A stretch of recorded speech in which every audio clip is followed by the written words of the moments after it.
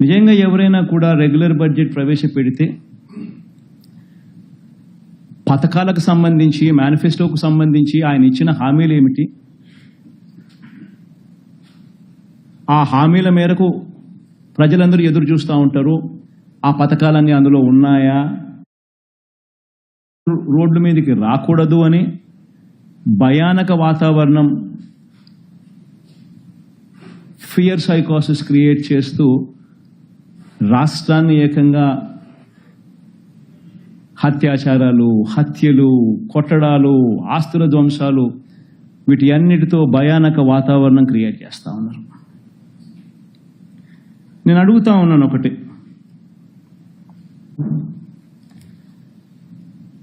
ఇలాంటి దారుణమైన పరిస్థితులు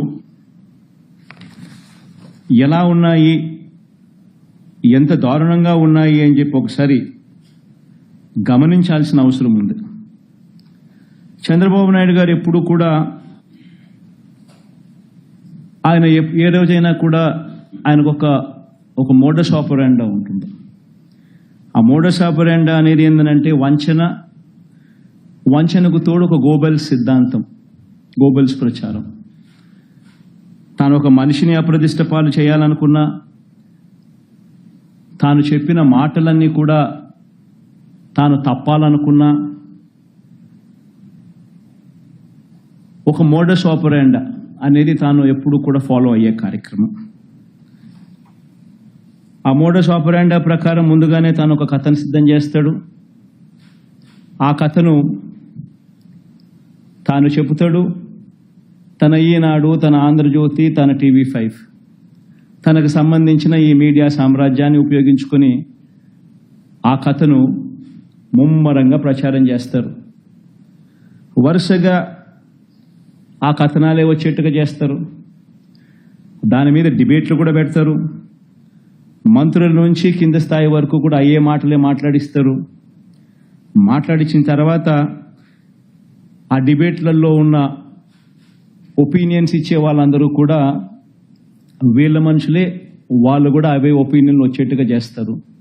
చేసి చివరికి ఏమంటారు, రాష్ట్రం క్లిష్ట పరిస్థితుల్లో ఉంది కాబట్టి చంద్రబాబు నాయుడు చేసే ఈ పని జస్టిఫైడ్ అని చెప్పి దాన్ని మళ్ళా వీళ్ళంతకు వీళ్ళే రాటిఫై చేసుకుంటారు. ఎగ్జాక్ట్గా ఈరోజు ఇదే జరుగుతూ ఉంది. చంద్రబాబు నాయుడు అనే వ్యక్తి ఈ మోడస్ ఆపరాండా సొంత మామ ఎన్టీ రామారావు గారిని వెన్నుపోటు పొడిచి ఆయన పార్టీని లాగేసుకున్నప్పుడు ఇదే మోడస్ ఆపరాండా. అప్పుడు పాపం లక్ష్మీపార్వతి గారిని నాశనం చేసేశారు. చంద్రబాబు నాయుడు గారు బీజేపీతో పోవాలనుకున్నప్పుడు ఇదే మోడస్ ఆపరాండా. బీజేపీని మళ్ళీ తన్నేటప్పుడు కూడా మళ్ళీ ఇదే మోడస్ ఆపరాండా.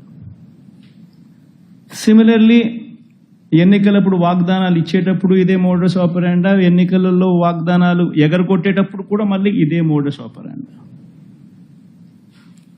ఈరోజు ఇదే మోడస్ ఆపరాండా మళ్ళీ కొనసాగుతూ ఉంది.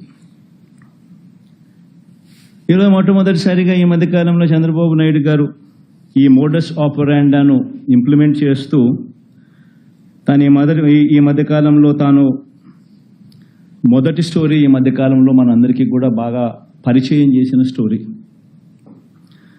రాష్ట్రం ఆర్థికంగా ధ్వంసం అయిపోతా ఉంది అన్న స్టోరీ. అందుకనే నేను రెగ్యులర్ బడ్జెట్ కూడా ప్రవేశపెట్టలేకపోతా ఉన్నాను. రాష్ట్రం ఆర్థికంగా ధ్వంసం అయిపోయిన పరిస్థితిలో ఉంది.